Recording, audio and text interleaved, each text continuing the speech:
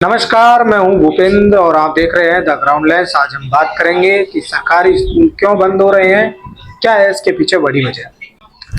तेलंगाना में एक बच्ची के लिए एक सरकारी स्कूल चलाया जा रहा है। उसमें एक शिक्षिका आती है, जो भी दिनचर्या वो और दिन कराती थी स्कूलों में, वैसे ही वो दिनचर्या सिर्फ एक बच्ची के लिए कराती है, जैसे प्रार्थना बोलना। हालांकि उस बच्ची को खेलना और लंच करना सिर्फ अकेले करना पड़ता है, बाकी उसके लिए अलग अलग पीरियड लगाए जाते हैं और शिक्षिका उसके लिए पढ़ाती है। उस विद्यालय में पहले 70 विद्यार्थी पढ़ते थे, लेकिन जन्म दर कम होने के कारण वहां पर उस स्कूल में विद्यार्थी कम हो गए और जो भी बच्चे थे उन्होंने पास के ही निजी विद्यालयों में एडमिशन ले लिया। वहीं दूसरी तरफ बात करते हैं कि देश भर में कई स्कूल बंद होने की कगार पर हैं या फिर बंद हो चुके हैं या फिर कई विद्यालयों का विलय कर दिया गया है, यानी मर्ज कर दिया गया है।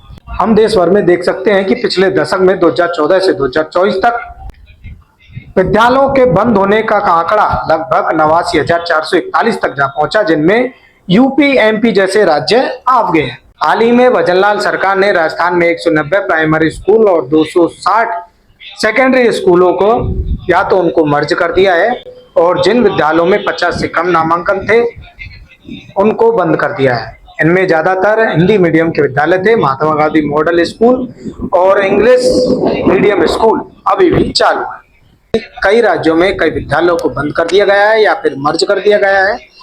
ऐसा इसलिए है क्योंकि वहाँ पर टीचरों की संख्या कम थी और जितने भी वहाँ पर स्टूडेंट थे उनको सही सब्जेक्ट के टीचर न मिलने के कारण वहाँ से वो स्टूडेंट्स ड्रॉप आउट हो गए और उन्होंने निजी विद्यालयों में एडमिशन ले लिया।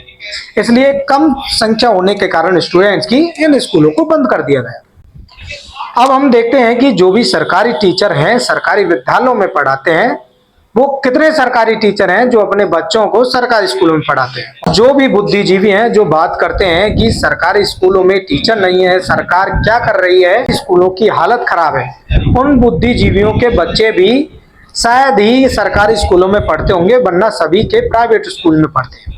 आखिरकार इन सरकारी स्कूलों की ऐसी हालत क्यों है, ऐसी दुर्दशा क्यों है। जिस तरह सरकारी स्कूलों का प्रचार होना चाहिए, जैसे प्राइवेट स्कूलों का होता है, वैसे सरकारी स्कूलों का प्रचार नहीं होता है। इसलिए वहां पर बच्चों की संख्या भी कम होती है, एडमिशन भी कम हो पाते हैं। जिन विद्यालयों में अलग अलग क्षेत्र के विषय हैं उनमें उन विषय संबंधित टीचरों की संख्या भी उपलब्ध नहीं है।